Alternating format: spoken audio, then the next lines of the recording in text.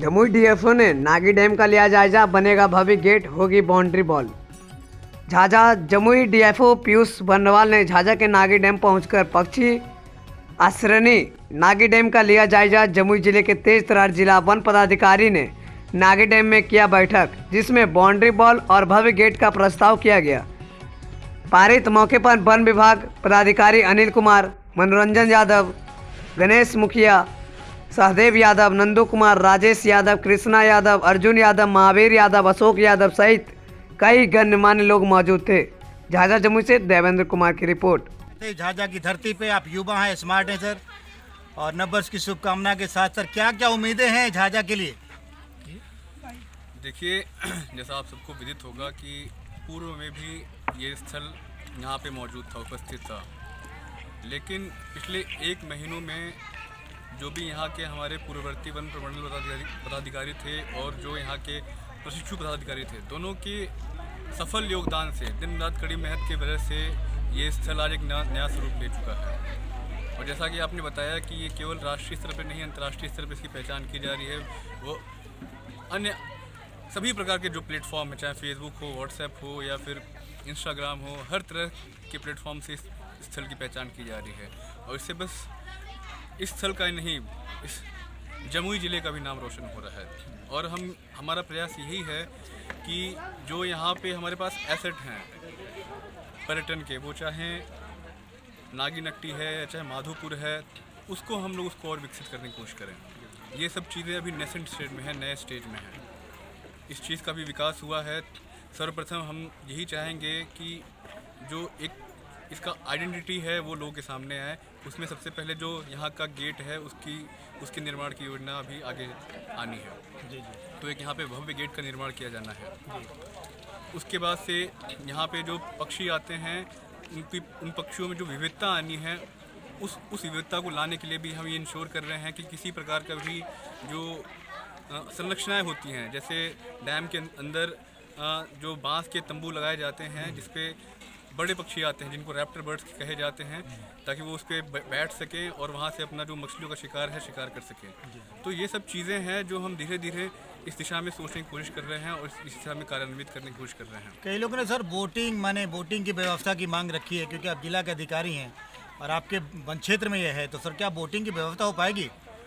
देखिए, बोटिंग की व्यवस्था, अब कहते हैं ना, कोई चीज़ अति में हो जाए तो वो उतना ही हानिकारक हो जाता है। बोटिंग व्यवस्था हम उसी अनुसार करेंगे ताकि यहाँ का जो पारिस्थितिकी तंत्र है उसमें किसी प्रकार का व्यवधान ना उत्पन्न हो। उसको ध्यान में रखते हुए हम एक ग्रेजुअल रूप से, एक धीरे धीरे अपने एक स्तर से उस चीज़ की तरफ ध्यान देने की कोशिश करेंगे। तो उसकी संभावना है, लेकिन अभी हाल फिलहाल में हम बस ये देख रहे हैं कि जो यहाँ का तंत्र है उसमें कितना व्यवधान उत्पन्न होगा। अगर उसमें ज़्यादा व्यवधान उत्पन्न होगा तो बस रिसर्च और साइंटिफिक पर्पज़ के लिए बोटिंग की व्यवस्था की जाएगी, अन्यथा नहीं की जाएगी। आम जनता के लिए नहीं हो पाएगी, लेकिन हो सकता है। हो सकता है। और दूसरी बात सर, बाउंड्री वॉल की भी बात आई है। बिल्कुल। अब चूँकि इसका एक स्तर बन चुका है, तो बाउंड्री वॉल का भी निर्माण किया जाना है, इसकी घेराबंदी की जानी है, ताकि जितने भी प्रकार के जो असामाजिक क्रियाकलाप यहाँ पे होते हैं, और ख़ासकर जो यहाँ पे जो फेरल डॉग्स हैं, जो शिकारी कुत्ते हैं जो पक्षियों के अंडों पे अपना भक्षण करते हैं, उस पर भी रोकथाम लगाई जा सके। तो उसकी भी योजना है, वो भी हमने अग्रिम स्तर पे ले जाने का प्रयास पूरा किया है। वो पूरी हमको लगता है कि हर तरह से सफल होने का उसका अंदेशा है। और कोई सुविधा सर आम जनता के लिए यहाँ? आम जनता की, जैसे हम बता रहे हैं कि हमारे पास कई सारे संसाधन उपलब्ध हैं। यहाँ पे जो इको विकास समिति है उसके माध्यम से जैसे जैसे यहाँ पे पर्यटकों की संख्या बढ़ती जा रही है, तो हम चाहते हैं कि भाई यहाँ पे जैसे अभी प्रस्ताव पारित हुआ है कुल्हड़ में चाय की व्यवस्था कराने की। फिर धीरे धीरे जैसे हमारे पास दूरबीन है या फिर वॉच टावर्स हैं, तो वहाँ पे हम ईटीसी के माध्यम से जो भी पर्यटक आते हैं उनमें जागरूकता फैलाएंगे। जो एक साइटिंग की जो व्यवस्था है, ताकि लोग जो एक रियल लाइफ एक्सपीरियंस है उसका आनंद ले सकें।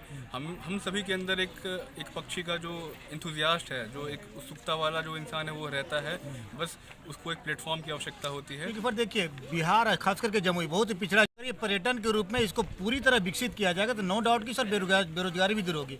जैसे कि अपने बर्मी कंपोस्ट के बारे में आपने यहाँ के जो पूर्व मुखिया अमरेंद्र कुमार यादव, उनसे भी बात किया, बहुत सारे ग्रामीण यहाँ हैं। तो सर इस तरह का कोई प्रोजेक्ट लगाने का इरादा है क्या? बिल्कुल। ईडीसी के माध्यम से हम एक जैसे मैंने बताया एक ग्रेजुअल स्तर पे चीज़ें करने की कोशिश कर रहे हैं। जी, जी, जी। वर्मी कंपोस्ट हमारा सबसे उसमें अग्रणी है। हमारा अरण्य नाम का ब्रांड जो है बिहार में धीरे धीरे स्थापित हो रहा है, तो हम चाहते हैं कि उसी दिशा में काम करते हुए हम यहाँ पे केवल वर्मी कंपोस्ट नहीं, शुरुआती तौर पे वर्मी कंपोस्ट, फिर धीरे धीरे जैसी पारंगतता है उसके आधार पे जो हमारे प्रोडक्ट हैं उनको हम लोगों के मध्य ले जाएंगे, ताकि लोगों का रोजगार सृजन हो और लोगों की जो एक सोच है इस स्थल के बारे इस पूरे राज्य के को लेकर वो धीरे धीरे उसमें बदलाव हो। तो चाय का अब जो कुल्हड़ की चाय कब तक व्यवस्था हो जाएगी सर? बिल्कुल हो जाएगी। अब उसके लिए जैसे ईडीसी के माध्यम से वो प्रस्ताव पारित हो चुका है, उसके जो भी पेपर वर्क है वो कंप्लीट हो जाएंगे। उसके बाद से हमने स्थल का भी चयन कर लिया है और वहाँ पे फिर कैफेटेरिया टाइप का खुल के, ताकि पर्यटक लुभावना। कैफेटेरिया की उसको कैफेटेरिया बोलना भी सार्थक नहीं रहेगा, क्योंकि एक हम जैसे कह रहे हैं कि कैफेटेरिया हम लोग एक समझते हैं कि एक मॉडर्न कॉन्सेप्ट है। हम ये करने की कोशिश कर रहे हैं कि उसको जो यहाँ का तंत्र है उसको उसी के अनुसार ढालते हुए, जैसे बैम्बू का कोई स्ट्रक्चर है जी, जी, हाँ। उस तरह कुछ करके जो यहाँ का लोकल प्रोडक्ट है उसको मार्केट किया जाए, जो भी यहाँ पे खाद्य पदार्थ हैं। तो सबसे पहले कुल्हड़ चाय है, कोई स्नैक्स अगर वो देना चाहते हैं तो उस तरह का भी धीरे धीरे हम लोग प्रावधान करने की कोशिश करेंगे। Thank you sir.